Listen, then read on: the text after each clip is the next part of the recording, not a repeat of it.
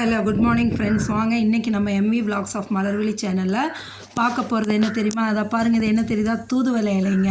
இந்த தூதுவளை இலையை வச்சு தான் இன்றைக்கி நம்ம ஒரு சூப்பரான ஹெல்த்தியான டிஷ் ப்ரிப்பேர் பண்ண போகிறோம். பாருங்கள், இது நம்ம தோட்டத்தில் உள்ளதுங்க தூதுவளை செடி. நான் அப்படியே செடியோட காமிக்கிறேன். எதுக்குன்னா, இந்த செடியோட ஸ்டெம்மில் இருந்தே முள்ளெல்லாம் இருக்குங்க, இலையிலையும் இருக்கும். ஆனால் இதோட மருத்துவ குணம் ரொம்ப அதிகங்க. இதை வச்சு தான் செய்ய போகிறோம். வாங்க என்ன செய்கிறோன்னு பார்க்கலாங்களா? பாருங்கள், சூப்பரான தூதுவளை இலை வச்சு குழம்புங்க. தூதுவளை இலை குழம்பு வச்சு சாப்பாட்டுக்கும் அதுதான், மத்தியானம் லஞ்சுக்கும் காலையில் டிஃபனுக்கும் சைட் டிஷ் அதுதான். சரிங்களா? என் பொண்ணு காலையில் தோசையும் சாதம் வச்சு தூதுவளை குழம்பு வச்சு கொடுத்துருக்கேங்க. அதுதான் எப்படி ப்ரிப்பேர் பண்ணுறோன்னு காமிக்கிறேன். வாங்க பாருங்கள். நல்லா இலையாக நல்லா சிசர் வச்சு இலையாக கட் பண்ணி கழுவி எடுத்து வச்சுட்டோங்க. இந்த அளவு எடுத்து கழுவி வச்சுக்கணுங்க. பாருங்கள், அந்த இலை எந்த அளவு இருக்குது பாருங்களேன். பின்னாடி முள் இருக்குங்க, ஜாக்கிரதையாக செய்யணும். கையில் குத்த தான் செய்யும், ஆனால் இது அவ்வளோ நல்லதுங்க. இந்த தூதுவளை இலை வச்சு தான் குழம்பு செய்ய போகிறோம். பாருங்கள், தூதுவளை இலை கழுவி எடுத்து வச்சுக்கிட்டேன். 2 தக்காளி, ஒரு சின்ன எலுமிச்சம்பழம் அளவுக்கு புளி ஊற வச்சுருக்கேங்க. ஒரு 100 கிராம் சின்ன வெங்காயம் உரித்து வச்சுருக்கேன். 2-3 கட்டி பூண்டு உரித்து வச்சுருக்கேங்க. கருவேப்பிலை, தாளிக்க கடுகு உளுத்தம்பருப்பு, வெந்தயம், மஞ்சத்தூளுங்க. இந்த மிளகு ஜீரகம் அரைக்கிறதுக்குங்க, அது தனியாக வச்சுருக்கேன். குழம்பு மிளகாத்தூள் நல்லா 2 ஸ்பூன் ஃபுல்லாக எடுத்து வச்சுட்டேங்க. இதை வச்சு தான் செய்ய போகிறோங்க. சரிங்களா? இந்த தூதுவளையில் அவ்வளோ மருத்துவ குணம் உள்ளதுங்க. இப்போ என்ன பண்ண போகிறோம், முதல்ல வறுத்து எடுக்கிற ஜாமான்லாம் வறுத்து எடுத்துருவோங்க. வானலை வச்சு நல்லா வதக்கி எடுக்கணுங்க. இதுக்கு முடிஞ்ச அளவு நல்லெண்ணெயில் செய்கிறது ரொம்ப பெஸ்ட்டுங்க. மருந்து குழம்பு மாதிரியே தாங்க இருக்கும். மருந்து குழம்பு தான் இது, அவ்வளோ இதாக இருக்குங்க. நல்லெண்ணெயை கொஞ்சம் ஊற்றி மிளகு, ஜீரகம், இந்த பூண்டு உரித்து வச்சுருக்க பூண்டு, வெங்காயம், தக்காளி எல்லாமே வதக்கி அதோட இந்த தூதுவளை இலையும் போட்டு வதக்கணுங்க. வதக்கி எடுத்து வச்சுக்கிட்டு தான் நம்ம குழம்பு வைக்கணும். சரிங்களா? இப்போ பாருங்கள், எண்ணெய் காஞ்சதும் மிளகு ஜீரகத்தை ஃபஸ்ட்டு போட்டுருவோங்க. எண்ணெய் காஞ்சிருச்சுங்க. மிளகும் ஜீரகமும் போட்டு நல்லா வறுத்து எடுக்கணுங்க. வறுத்து அதுலேயே அப்படியே ஒரு பொருளாக ஆட் பண்ணிக்கலாங்க. சரியா? நல்லா பொரிஞ்சு வரணும். மிளகெல்லாம் நல்லா பொரிஞ்சு வந்துடுங்க. அப்படியே போட்டு வதக்கி எடுங்களேன். வதக்கி எடுத்துக்கிட்டு அந்த உரித்து வச்சுருக்க பூண்டு வெங்காயத்தில் ஒரு பாதி எடுத்துக்கிட்டால் போதுங்க அரைக்கிறதுக்கு. மீதி பாதி குழம்பு தாளிக்கிறதுக்கு வச்சுக்கலாம். பாதி போட்டால் போதுங்க. இந்த இப்போ நான் சொல்லியிருக்க அளவு பார்த்திங்கன்னா 4-5 பேர் சாப்பிட்லாங்க. அந்த அளவுக்கு குழம்பு தாராளமாக இருக்குங்க. 5 பேர் 6 பேரே சாப்பிட்லாம். சரிங்களா?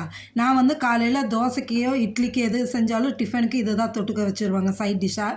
சாப்பாட்டுக்கு இது தான். மருந்து குழம்பெல்லாம் வச்சு அந்தமாரி தாங்க. நல்லாயிருக்கும். டேஸ்ட்டும் அவ்வளோ நல்லாயிருக்குங்க. நீங்கள் செஞ்சு பார்த்து சாப்பிட்டு பார்த்துட்டு சொல்லுங்கள். பாருங்கள், பூண்டு வெங்காயம் போட்டாச்சுங்க. ஒரு தக்காளியும் போட்டு வதக்கி எடுக்கணுங்க. வதக்கிக்கிட்டு இது நல்லா வதங்கி வந்ததுக்கப்புறம் பார்த்திங்கன்னா, நம்ம அந்த இலை தூதுவளை இலை வச்சுருக்கோம் இல்லைங்களா, அதையும் போட்டு வதக்கணும். இந்த தூதுவளை இலை வந்து மெயினாக எதுக்கு நல்லதுன்னு பார்த்தீங்கன்னா, சளிக்குங்க. நெஞ்சு சளி, முக்கியமாக நெஞ்சு சளி, தலையில் நீர் கோத்துக்கிட்டு தலை பாரமாக இருக்கிற மாரி இருக்கிறது, இந்த ஆஸ்துமா பிரச்சனை உள்ளவங்க, இவங்கெல்லாம் வந்து இந்த தூதுவளை இலை அடிக்கடி சாப்பிட்டாங்கன்னு வைங்களேன், இந்த பிரச்சனையிலேருந்து ரிலீவ் ஆகலாங்க நம்ம. ஆமாம், ரிலீஃப் கிடைக்குங்க. சரிங்களா? ஏன்னு கேட்டால், இந்த சளி பிரச்சனைக்கு இது தாங்க முக்கியமானது. நரம்பு பிரச்சனைக்கு இது கொஞ்சம் நல்லா கேட்குங்க. அதனால் இந்த இது மருத்துவ குணம் நிறைஞ்சது இந்த தூதுவளை இலைங்க. இது வந்து நம்ம குழம்பு வச்சு சாப்பிட்லாம், ரசம் வச்சு சாப்பிட்லாம், தூதுவளை துவையல் வச்சு சாப்பிட்லாம், ஏதாவது ஒரு விதத்தில் எடுத்து சாப்பிட்லாம். ஆனால் எதுவுமே செய்யலைனாலும் நீங்கள் ஒன்றும் பயப்பட வேண்டாங்கங்க.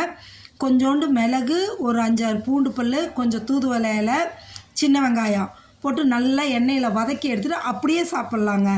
அந்தமாரி சாப்பிட்டா கூட கேட்குங்க சளிக்கு. இந்தமாரி செஞ்சு சாப்பிடும்போது நம்ம நுரையீரலை நம்ம பாதுகாத்துக்கலாங்க. நுரையீரல் பாதுகாத்தாச்சுனாவே நம்மளுக்கு பிரச்சனை இல்லைங்க, சளி பிரச்சனை. சரிங்களா? பாருங்கள், இப்போ நல்லா வதங்கி வந்துருச்சுங்க.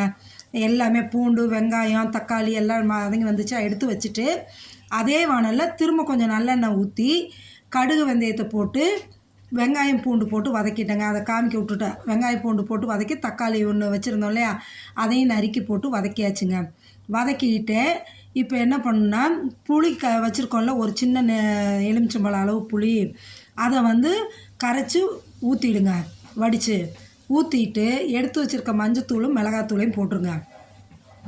மிளகாத்தூள்னால் வெறும் மிளகாத்தூள் இல்லைங்க, குழம்பு மிளகாத்தூளுங்க. அதையும் போட்டுட்டு நம்ம மஞ்சத்தூளையும் போட்டுடுங்க. போட்டு நல்லா கலக்கி விடுங்க. கலக்கி விட்டுட்டு அது கொதிச்சுக்கிட்டே இருக்கட்டுங்க. இந்த பக்கம் அது ஆறி இருக்கும். உப்பு தேவையான அளவு குழம்புக்கு தேவையான அளவு உப்பையும் போட்டுறலாங்க. போட்டு நல்லா கலக்கி விட்டுட்டு, இது கொதிக்கட்டுங்க நல்லா. அதுக்குள்ளே நம்ம வதக்கி வச்சது ஆறிடுச்சு. அதை நல்லா மிக்ஸி ஜாரில் நல்லா நைஸாக ஃபைன் பேஸ்ட்டாக அரைச்சி எடுத்துடணுங்க. அரைச்சி எடுத்து இதில் ஊற்றி செய்யும்போதே அவ்வளோ ஒரு இதாக இருக்கும். பாருங்களேன், மிக்சியில் போட்டு எவ்வளோ இதாக நைஸாக அரைச்சி எடுத்துட்டோம் பாருங்கள். தூதுவளை இலை, மிளகு, ஜீரகம், பூண்டு, சின்ன வெங்காயம், ஒரு தக்காளி இவ்வளவும் போட்டு அரைச்சி எடுத்தாச்சுங்க. இதைய அப்படியே அந்த கொதிச்சிட்ருக்குல்லங்க அந்த குழம்புல கொட்டிடுங்க. அப்படியே கொட்டி நல்லா கலக்கி விடுங்க. கலக்கி விட்டுட்டிங்கன்னா இதை வந்து தண்ணி கொஞ்சம் நிறையா வைங்க. ஏன்னா நல்லா கொதித்து சுண்டி வந்ததுனா தான் அந்த எண்ணெய் பிரிஞ்சு வரும்போது அவ்வளோ நல்லா இருக்குங்க டேஸ்ட்டு. இந்த குழம்பு கொதிக்கும் போதே மருந்து குழம்பு வாசம் அவ்வளோ இதாக நல்லா வருங்க அரோமா. இப்போ நல்லா கொதிச்சுட்டு வந்துட்டுருக்கையில கருவேப்பிலை வச்சுருந்தோம் இல்லைங்க, அதை வந்து பச்சை கருவேப்பிலையே இந்த ஸ்டேஜில் போட்டுக்குங்க. தாளிக்கும் போது போடக்கூடாதுங்க, இந்த ஸ்டேஜில் போட்டுக்கலாம். பச்சை கருவேப்பிலையே போடும்போது அதோடது இன்னும் நல்லா இருக்குங்க. பாருங்கள் எவ்வளோ குழம்பு எவ்வளோ இதாக இருக்குது பாருங்கள். இந்தமாரி மருந்து குழம்பு எடுத்து சாப்பிட்டா சளி பிரச்சனைக்கும் நல்லா இருக்குங்க, உடம்பும் கலகலன்னு நல்லா இருக்குங்க. நீங்களும் செஞ்சு சாப்பிட்டு பார்த்துட்டு எப்படி இருக்குன்னு சொல்லுங்கள். இட்லி, தோசை, சாப்பாடு எல்லாத்துக்குமே இது நல்லா இருக்குங்க. சரியா? செஞ்சு சாப்பிட்டு பார்த்துட்டு எப்படி இருக்குன்னு கமெண்ட் செக்ஷனில் சொல்லுங்கள். பாருங்கள், தோசை தொட்டுக்கிறதுக்கு இந்த குழம்பு தாங்க. தூதுவளை குழம்பு. சாதம் மத்தியானத்துக்கு என் பொண்ணுக்கு ஒரு முட்டை ஆம்லேட் போட்டு ஃபுல்லாக மிளகு அதிகமாக போட்டு எடுத்து வச்சாச்சுங்க. பார்த்து சாப்பிட்டுட்டு எப்படின்னு சொல்லுங்கள். சப்ஸ்கிரைப் பண்ணுங்கள் நம்ம சேனலை மறக்காதீங்க. Okay, thank you viewers.